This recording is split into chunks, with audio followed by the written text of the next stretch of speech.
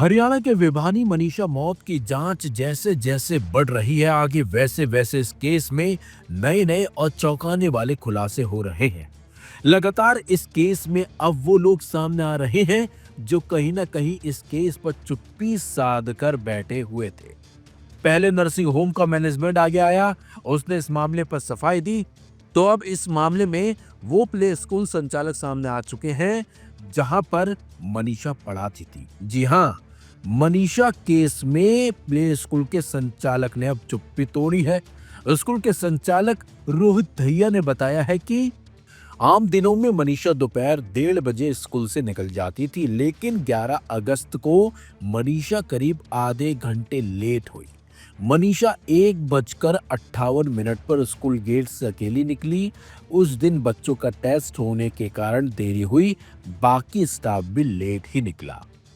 बताया जा रहा है कि 9 जुलाई को मनीषा 5,000 रुपए महीने के वेतन पर स्कूल में पढ़ाने लगी थी। उसे पहली सैलरी मिलने वाली थी, इसी बीच वो 11 अगस्त को लापता हो गई। घर की कमजोर आर्थिक हालत को देखते हुए मनीषा ने अपनी आगे की पढ़ाई के लिए फीस जुटाने के इरादे से स्कूल में पढ़ाना शुरू किया था, लेकिन अब उसे पहली सैलरी मिलनी थी, इसीलिए वो नर्सिंग कॉलेज में दाखिले के बारे में पता करने की बात कहकर उस दिन घर से भी निकली थी। लेकिन मनीषा दोबारा घर नहीं लौटी और 13 अगस्त को खेतों में उसका शव मिला। स्कूल संचालक ने एक और बात बताई। उन्होंने बताया कि जब मनीषा ने ज्वाइनिंग की उस समय बताया था कि उसे आगे पढ़ना है और नर्सिंग ऑफिसर बनना चाहती है। उसके परिवार की आर्थिक स्थिति कमजोर है, इसलिए वह नौकरी कर रही है। ज्वाइनिंग के समय जब मनीषा से पूछा गया कि कितनी सैलरी चाहिए, तो मनीषा ने कहा था 4 से 5,000 रुपए दे दे। इसके बाद मनीषा की 5,000 रुपए सैलरी लगाई गई थी।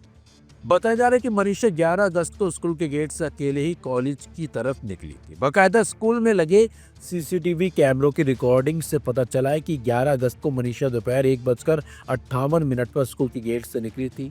स्कूल से करीब 1.5 किलोमीटर दूर नर्सिंग कॉलेज है, जहां से मनीषा बस में बैठती थी।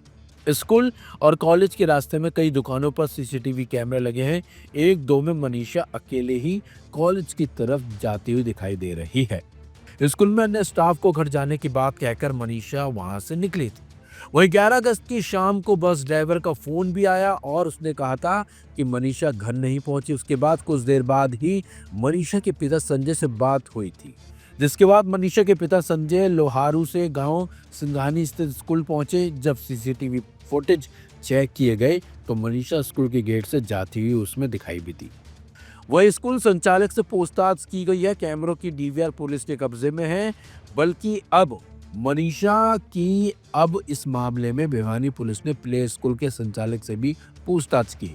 कई दिन पूछताछ चली है। इसके अलावा स्कूल के बाकी स्टाफ से भी पड़ताल हुई है। स्कूल संचालक की माने तो स्कूल में लगे सीसीटीवी कैमरों की डीवीआर पुलिस अपने साथ ले गई है। ऐसे में तो अब साफ हो गया है कि मनीषा स्कूल से नर्सिंग कॉलेज के लिए निकली थी, जबकि नर्सिंग कॉलेज का साफ साफ कहना है कि मनीषा कॉलेज आई नहीं थी और कॉलेज 1 बजे बंद हो गया था। ऐसे में अब पुलिस को प्ले स्कूल से लेकर उन सभी सीसीटीवी कैमरों की जांच करने की जरूरत है जो नर्सिंग कॉलेज और स्कूल के बीच के रास्तों में पड़े होंगे।